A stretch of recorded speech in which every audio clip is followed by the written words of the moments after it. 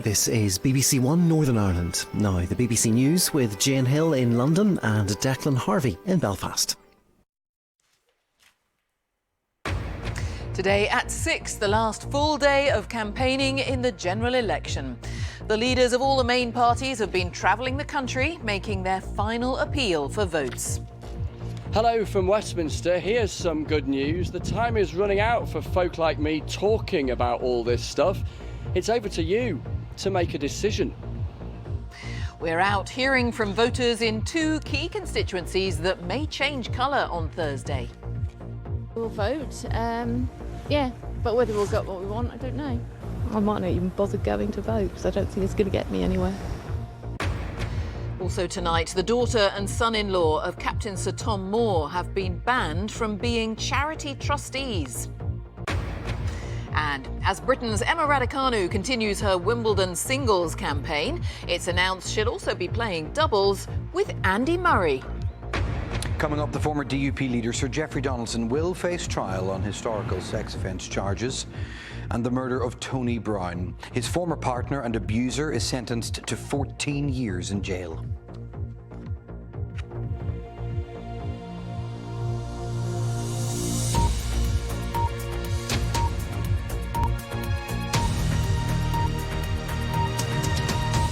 Hello, welcome to the BBC News at 6 on the last day of general election campaigning before the polls open at 7 o'clock tomorrow morning. Political leaders have been crisscrossing the country, making their final push for support today. The Labour leader, Sir Keir Starmer, has accused the Conservatives of what he called voter suppression. He was speaking after the Work and Pensions Secretary, Mel Stride, said that the polls suggested Labour was heading for the largest majority the country has ever seen. Our political editor, Chris Mason, has been following the last 6 weeks of campaigning. He's at Westminster tonight. Chris. Hello, evening to you, Jane. Some things don't change. It was chucking it down 6 weeks ago, and it's just about doing just the same now. Summer 2024, hey? So we've had 6 weeks with that extraordinary twist this morning of a cabinet minister on Radio 4 the day before a general election, effectively almost conceding defeat. All of this after all of these weeks of the manifesto launches. Here's just a smattering of them, and there's plenty more besides. We've had the TV debates, haven't we? We've had foul-ups, we've had revelations, all of those revelations we brought you about betting, and still in these final hours, still more twisting of arms, still more persuasion. 6 weeks ago, it was a bit damp. So this is it, a general election is on. If you want change, you have to vote for it. Here they are. Funny old business following the Prime Minister on the campaign trail. Are you changing many minds? Well, look, Chris, you can see we're having a conversation here. Would you describe yourself as a socialist? Look, yes, I would. Fireworks, smiles, promises, questions, and one more day of persuasion. Rishi Sunak was at school in Romsey in Hampshire today. Hi, girls, how are you? Hello. How is he, I wonder, after hearing a cabinet colleague on Radio 4 this morning say this? Where the polls are at the moment means that tomorrow is likely to see the largest Labour landslide majority, the largest majority that this country has ever seen. What therefore matters now is what kind of opposition do we have? And how would his boss mark his homework? What Mel was doing was pointing out the dangers of a Labour government with an unchecked majority, a blank cheque to do what they want, and that means people's taxes are going to go up. Keir Starmer! The Labour leader has been in East Kilbride, south of Glasgow, this afternoon. He was near Wickland in Carmarthenshire this morning and dismissive of the Conservatives' near concession of defeat. It's more of the same. It's really voter suppression. It's trying to get people to stay at home rather than to go out and vote. I say if you want change, you have to vote for it. I want people to be part of the change. I know there are very close constituencies across the country. I don't take anything for granted. The Scottish National Party leader John Swinney's been toasting a marshmallow next to a big plastic frog in Castlemilk in Glasgow today, and he had a fluorescent jacket moment too. The election is well and truly over and done with south of the border, and the issue for Scotland is who's going to protect Scotland's interests in the next Westminster Parliament, and people know they can rely on the SNP to do exactly that. Well, my bus to work didn't get this welcome this morning, but Sir Ed Davies did, from Liberal Democrat activists in Harpenden in Hertfordshire this afternoon. Tomorrow we have the chance to win the change our country desperately needs. Yellow bus in, pink car out. Zany capers over and out for the Lib Dems. Nigel Farage from Reform UK has been at a boxing club and was asked how he thought his party would do. It's very tough to call what's going to happen. The thing we can't measure, and the polls can't measure, is the youth vote. You know, are all these people online, the millions of them who've been very supportive, are they actually going to go and vote? I don't know. The Green Party of England and Wales is hoping it's heading towards gains. The level of support has been phenomenal. I've been stopped in the street repeatedly by people asking for a selfie or even for a hug. It's my pleasure to be here, seeing you off. And the leader of Plaid Cymru, which would like to see an independent Wales, did a pep talk in a drizzly car park near Ammanford. If it wasn't for Plaid Cymru and us using the platforms that we have, there wouldn't have been a mention of Wales during this campaign at all, and people can see that. And here's a mention of Northern Ireland too, where a panoply of parties contest seats in races that feel very different from elsewhere in the UK. So, this is it. It's over to you to sketch how this place will look, feel, sound and decide for the next 5 years to come. And, ultimately, who will live here? Chris Mason, BBC News, Westminster. Well, many seats across the country are predicted to switch from Conservative to other parties after tomorrow's election. Our political correspondent Alex Forsyth has travelled to Henley-on-Thames, once the seat of Boris Johnson and considered a Tory heartland. But now the Liberal Democrats have it in their sights. She's also been to Great Yarmouth, which had a big Conservative majority last time round, but as Alex now explains, is a Labour target. Election polling day tomorrow, just over 24 hours. Early morning and Great Yarmouth's waking up to the imminent choice facing the country. Yeah, I'm getting a lot of junk mail. That'll be about it. Leaflets through the door? Oh, yeah. Reading them? No. The seaside town on the Norfolk coast has had its share of challenges. The question now is whether people have been persuaded by the solutions on offer. We will vote, yeah, but whether we'll get what we want, I don't know. This seat has echoes of others around the country. It was somewhere the Conservatives won pretty comfortably at the last election in 2019 when they fought under the banner of Brexit. Politically, things look very different now, and it's a sign of Labour's ambition through this campaign that they've had their eyes set on seats like this. The political battle that's underway here hasn't escaped Katie. We've had a lot of canvassers around just in my village. Even yesterday, I had a leaflet drop of about 10 different leaflets. 10? Yeah. An expert in animal behaviour, their welfare is her priority, but not the only issue. There's lots of new housing going up, which of course we need, but they're not putting the infrastructure in. If I want to get a doctor's appointment, I can't. It does matter. Whoever gets in is going to try and do some radical changes. The way people here vote might reflect who ends up in number 10, but the election involves far more than two parties, and the presence of Reform UK in places like this has set Conservative nerves jangling. In fact, across the country, the Tories have been fighting a defensive campaign. Head further south and the party faces another challenge. Newcastle now lead by 2/3 of the length. Henley-on-Thames, with the Royal Regatta in full swing this week, has been the epitome of the Tory heartlands, and it's the kind of place the Lib Dems have been targeting.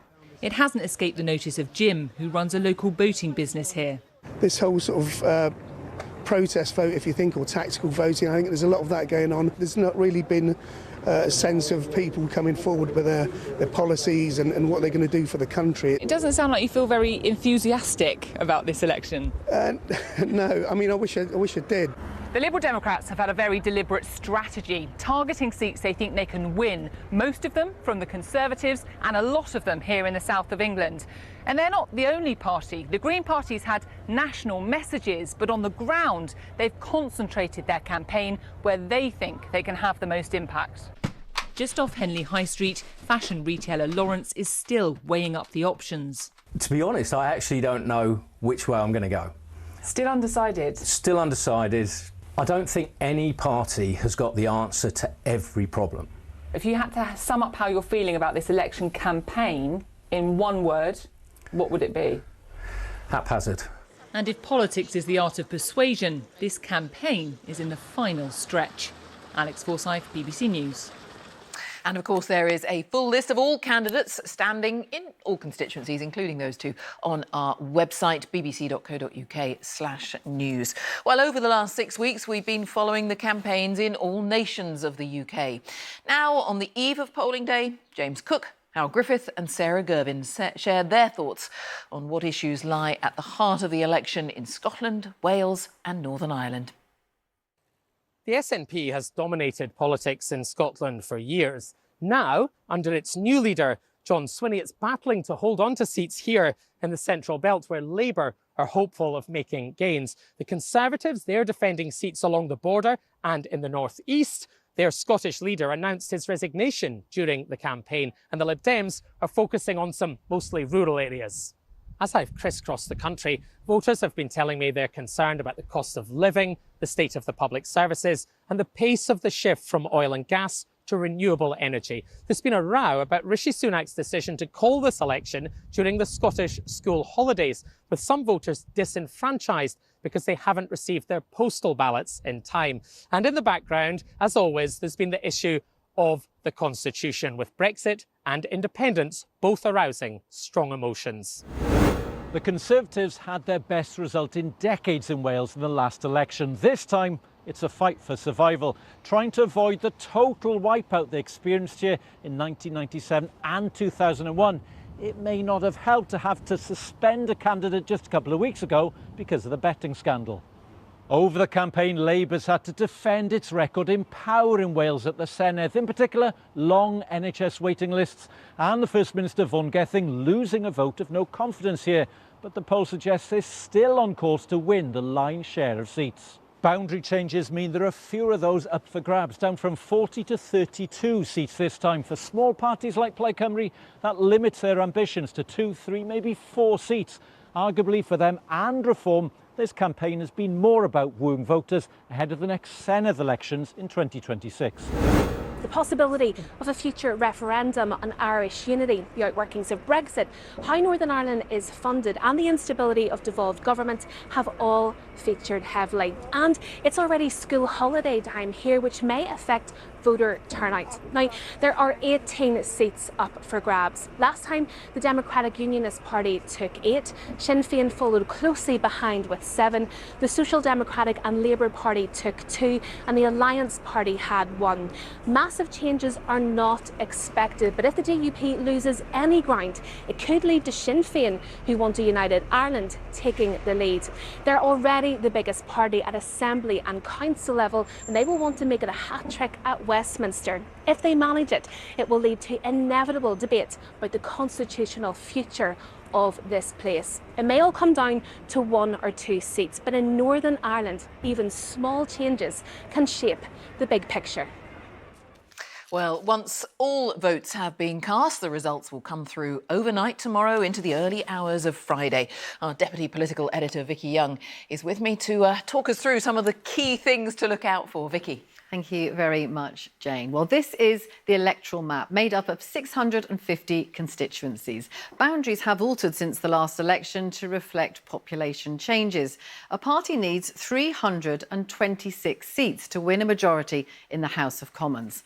Now, here's a reminder of the party leaders who fought the 2019 election. They've all been replaced, apart from Nigel Farage, who returned at the start of this campaign. And this was the result of the last election. Boris Johnson promising to get Brexit done, won with an 80-seat majority, and Jeremy Corbyn led Labour to its worst result since 1935. The Tories made significant gains in the so-called Red Wall. These were places that in many cases had voted Labour for generations. Across a swathe of England, from Northumberland to Lancashire, through the Black Country and Lincolnshire, Labour strongholds turned blue. These are the seats that Keir Starmer is hoping to recapture. Now, in the south of England, there's a different battle. Rishi Sunak is trying to fend off the Liberal Democrats in what they've dubbed the Blue Wall, places where the Lib Dems came second to the Tories last time, a corridor stretching from southwest London through the home counties to the southwest. And what about the battle in Scotland? The SNP won 48 of the 59 seats up for grabs, making them Westminster's third largest party. Labour were reduced to just one seat, but are confident that they can benefit from recent SNP scandals.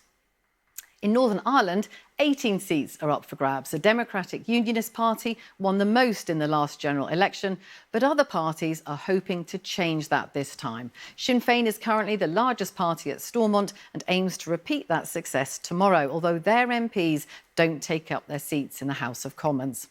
In Wales, Labour lost ground to the Tories last time, but now it's Conservatives fearing losses. Meanwhile, Plaid Cymru are hoping to hold on or gain in the west and north of Wales. Now, for smaller parties like the Greens and Reform UK, it can be difficult to translate their votes into seats, but both will be hoping to have a voice in the Commons after the election. If you still have questions ahead of tomorrow's election, head to the BBC News website and app, where you'll find details of candidates in your area, guides to party manifestos, interviews with party leaders, and links to the recent debates across the BBC. Jane. All right, thanks, Vicky. And let's just get some thoughts from Chris at Westminster. It is nearly polling day. Chris, how do you sum up where we are tonight? Jane, this will be a landmark election. Why do I say that? Well, no party in modern times has won 5 elections in a row. That is the brutal truth that confronts Rishi Sunak tonight. And there's a brutal truth too for Keir Starmer and Labour. Labour are world beaters at losing elections. It is 19 years since they last won a general election. So something has to give. Now, the Conservatives expect to lose. Labour expect to win. One final big thought as well tonight ahead of tomorrow. Park for a moment the cynicism, the indifference, the frustration, the anger you might have, and picture in your mind a map of the world and the huge swathes of the globe where the right to choose who governs you simply doesn't exist. Tomorrow, just like in 2019 and other elections before then, via lots of individual decisions in polling stations, that decision will be taken. It's imperfect as democracy, but it can be magical. And it's over to you now to decide. Chris, thanks so much for now. Chris Mason. Well, we turn now to the US election because the New York Times is reporting tonight that Joe Biden has told one of his allies that he's weighing up whether to continue in the race for the presidency. Mr. Biden has faced criticism of his performance in that TV debate with Donald Trump last week. Let's find out more from our North America editor, Sarah Smith. So what are you hearing tonight, Sarah? Well, the White House are pushing back against that story, saying that the idea that Joe Biden is worried he can't salvage his chances in this race is totally false. But that is not going to quell the growing fears that there are inside the Democratic Party.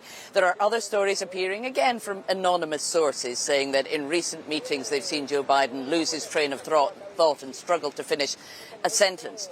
Only one Democratic lawmaker has so far gone public saying that Biden should step down, but dozens more are ready to do so if in the next few days he can't convince voters that he is up to the job. Because polling suggests nearly 3/4 of people now think that he is not fit to be president. And while you've got the Biden campaign insisting that he's definitely going to carry on, the party's not been very impressed with his attempts to try and resolve the situation. He did appear on live television and give a brief statement on Monday night, and he is meeting all the Democratic governors today to try and reassure them, but many of them think that should have happened a lot earlier, and it's the same story with senior lawmakers on the Hill. He needs to recover this situation quickly. He is giving an interview to ABC television, which will air in full on Sunday, and that will be watched very closely by his party and by the electorate. All right, Sarah, thanks for now. Sarah Smith there. It is 19 minutes past 6, our top story tonight. Before tomorrow's general election, the leaders of all the main parties have been travelling the country today, making their final appeal for votes. Still to come here tonight.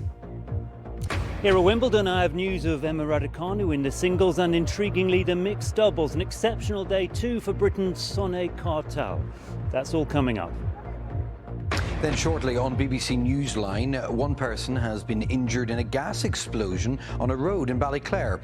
A police officer is injured in a dog attack in North Belfast, and a major train route has been closed for the summer to allow for upgrade works.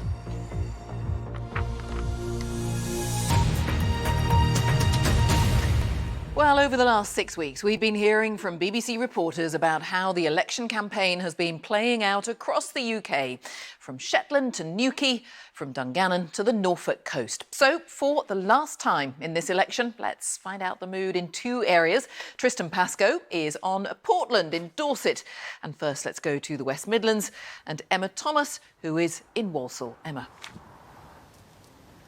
Well, Walsall and Bloxwich is a brand new constituency in both name and shape. It's made up of roughly half of the former seat of Walsall North, which going into the election had a Conservative MP, and roughly half of Walsall South, which had a Labour MP. In fact, Walsall South has elected Labour MPs since the 1970s, whereas Walsall North was a fairly recent Conservative gain in 2017. This all points to it being a key Labour target. However, the recent results in May's local elections do offer some challenge to that. The Conservatives somewhat bucked the trend by keeping control of the Borough Council, and in the West Midlands mayoral elections, whilst it was the Labour candidate that won overall across the region, here in Walsall Borough it was the Conservative who got the most votes, so that may well give the Conservatives some confidence. It's also worth mentioning that Reform's mayoral candidate is now Reform's parliamentary candidate here, and she secured the third largest proportion of the votes in Walsall Borough. So if that level of support holds up, it could split the vote and have an impact on who becomes the next MP. Emma, thank you. Let's head to Portland in Dorset and join Tristan. Yes, good evening from Portland. Very breezy this evening. This is the Dorset South constituency, host of the sailing events at the 2012 Olympics. For some, those games very much the high water mark of the last 14 years of Conservative government. It's also the last seat in Dorset held by Labour from 2001 to 10.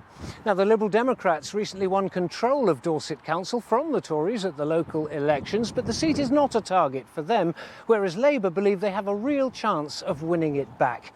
As for big issues here, well, the other side of the harbour behind me is the controversial migrant accommodation barge, the Bibby Stockholm. Some asylum seekers have described living conditions as like a prison ship. One of them, Leonard Farrack, who tragically took his own life on board last year. And while many want it scrapped, Shadow Home Secretary Yvette Cooper said just yesterday she would not end the use of the Bibby Stockholm here if Labour wins the election. Now, as for the possible impact of Reform UK here, well, we really are in uncharted waters. The party is standing in 6 of the 8 constituencies in Dorset, including here. But if, as many expect, they fracture the Tory vote, there'll be Conservatives extremely anxious about seeing what would have once been considered fairly comfortable, safe majorities disappearing almost overnight. Tristan and Emma, thank you very much. And now to other news again tonight. A judge has ruled that there is sufficient evidence for the former leader of the Democratic Unionist Party, Sir Geoffrey Donaldson, to face trial on historical sexual offence charges. He appeared in court in Newry in County Down this morning. Sir Geoffrey now faces 18 charges involving 2 alleged victims, including rape, gross indecency and indecent assault. He appeared with his wife, who's also been charged. She faces 5 charges of aiding and abetting in connection with the alleged offences. Sir Geoffrey has said he would be strenuously contesting the charges. The daughter and son-in-law of Captain Sir Tom Moore have been banned from being charity trustees or senior managers. The regulator, the Charity Commission, took the decision after investigating the foundation they'd set up in honour of Sir Tom, who raised nearly £39 million for the NHS by walking laps of his garden during the COVID pandemic. Well, let's find out more from our correspondent, Chichi Zundu. What's been going on here? What are the Charity Commission saying, Chichi? Well, as you said, the foundation was set up in Captain Sir Tom's name after he walked 100 laps of his garden back in 2020 during lockdown. Now, we must stress that that £39 million that he raised was managed by the NHS Charities Together and was not under investigation. He sadly passed away at the age of 100 in 2021. Then in 2022, the Charity Commission opened an inquiry into the foundation over worries about its management and its independence from Sir Tom's family. Last year, the foundation said it was going to stop asking people to donate because it wanted to ensure it cooperated fully with the ongoing inquiry with the Charity Commission. The Charity Commission today confirmed that it issued the disqualification order back in May, and that kicked in at the end of June. So it's disqualified Hannah Ingram Moore and her husband Colin Ingram for 8 to 10 years respectively because the legal test was met for misconduct and or mismanagement. The individuals are not fit to be trustees or hold senior management functions, and disqualification is in the public interest. Now, we must stress also that the Commission's inquiry is still ongoing. In a statement, the Ingram Moore family said it fundamentally disagreed with the conclusions reached by the Commission. Despite the option to appeal, the family said they'd made the extremely difficult decision not to do so, saying the profound emotional upheaval and financial burden made such a course of action untenable. They added that they fully cooperated with the Commission at all times and had never accessed or made any payments from the charity's bank account, while independent trustees had maintained full control over the charity's finances since its inception. All right, thank you, Chichi Izundu. The British cyclist Mark Cavendish has broken the record for stage wins at the Tour de France. The sprint specialist won stage 5 this afternoon, breaking the legendary Eddie Merckx's record. Cavendish now has 35 stage wins. Contesting what's expected to be his final tour, the 39-year-old burst clear in a dramatic finish. And it's been announced that Andy Murray will play in the mixed doubles at Wimbledon alongside Emma Raducanu. The news came the day after he pulled out of the singles. Joe Wilson has been watching the day's action. Rain delays inspire the best of Wimbledon. Technique, strength, courage. But for hours on the outside courts, not much tennis. In this gloom broke the uplifting news that Andy Murray would be partnering Emma Raducanu. He called her, she said yes, the dream mixed doubles. We don't get the opportunity to do it loads, so I think the fans always really enjoy it when it's two players that they know and want to get behind, and yeah, should be a brilliant atmosphere in the matches we play. Notice he says matches, plural. In his final Wimbledon, Murray still plays to win. Sonny Cartal from Brighton, wearing the cap here, has completed 2 victories, and they rival any in the championships this year. In the first round, she beat a seed. This time it was world number 45 Clara Burrell. Sonny Cartal is ranked 298 in the world. She's overcome injury and illness. She's done it! And next, she will play Coco Gauff. Determination deserves rewards. Now, Emma Raducanu had singles matters to attend to. Her second-round opponent, Elise Mertens, is in fact a doubles specialist. Got it. She couldn't reach that. Raducanu's shot-making, her athleticism, all looking strong as she took the first set 6-1. A reminder, her best tennis is as good as anyone's. Yeah, Raducanu was so good, she just wrapped up the second set 6-2. If I turn my attention to court 1 right now, Raducanu's just talking to the crowd, about to sign some autographs. Jane, that was a seriously impressive win in just 1 hour 15 minutes against the top-ranked doubles player in the world. If we quickly turn our attention to tomorrow's action in terms of British interest, well, it will be the Murray brothers and courts full of others. Fantastic. Thanks so much. Joe Wilson there at Wimbledon. Let's take a look now at the weather prospects. Louise Lear is here. Hello. Hi there, Jane. Quick update on Hurricane Beryl. Still remains a dangerous Category 4 storm expected to push and make landfall across Jamaica almost at any moment now. And then it'll continue to drive its way westwards across the Cayman Islands and eventually making it over towards the Yucatan Peninsula and close to Cancun. So a very significant storm continues continues. The hurricane warnings have been issued here. It kind of puts our weather story in context. We're all moaning about where has summer gone, but yes, it's been pretty dull and dismal today, but it's not significantly dangerous. Now, across the UK, it's all to do with the jet stream, which is sitting right across us at the moment. The jet stream responsible for driving in areas of low pressure. So no surprise to see there's one centred just to the north of Scotland. Breezy conditions here tomorrow, and another frontal system going to bring some rain to the south on Friday. So tomorrow, a bit of a north-south divide. Sunny spells, scattered showers. Some of these showers merging together for longer spells of rain. Pretty windy here as well for the time of year. But further south, for central and southern parts of England and Wales, it'll be drier, it'll be sunnier. And yes, it will still be breezy, but we might see temperatures peaking at 20 degrees. That should feel pleasant enough because obviously the sunshine is pretty strong at this time of year. Then into Friday, though, all change. We see that weather front. That's going to bring outbreaks of showery nuisance rain across central and southern England. So if we draw a line really from the M4 corridor south, cloudy, few scattered showers to the northwest, some of those quite heavy in Northern Ireland, sandwiched in between the two, drier and a brighter story. But those temperatures still subdued, I'm afraid, for early July.